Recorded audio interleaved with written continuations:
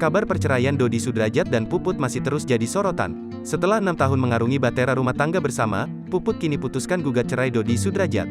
Beberapa kali, dirinya menyebut masalah finansial jadi alasan ia memilih cerai dari sang suami. Pasalnya, Puput mengaku tidak mendapatkan nafkah yang layak dari Dodi Sudrajat. Bahkan beberapa waktu lalu, Puput terlihat kelimpungan ketika ditanya pekerjaan sang suami. Lantas, apa sebenarnya pekerjaan Dodi Sudrajat? Seolah menjawab pertanyaan publik, akhirnya Dodi Sudrajat buka suara. Dedi sebenarnya kerjanya sama salah satu perusahaan swasta yang bekerja sama dengan BUMN, kata Dodi Sudrajat, dilansir Tribun Style dari YouTube Uya Kuya TV pada Sabtu, tanggal 2 April tahun 2022.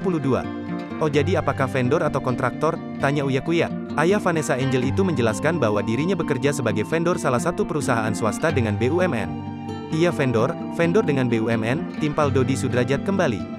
Jadi yang kemarin dikatakan Mama Puput pas ditanya pekerjaan Dedi tapi nggak bisa jawab kenapa? Tanya Uya Kuya menyambung.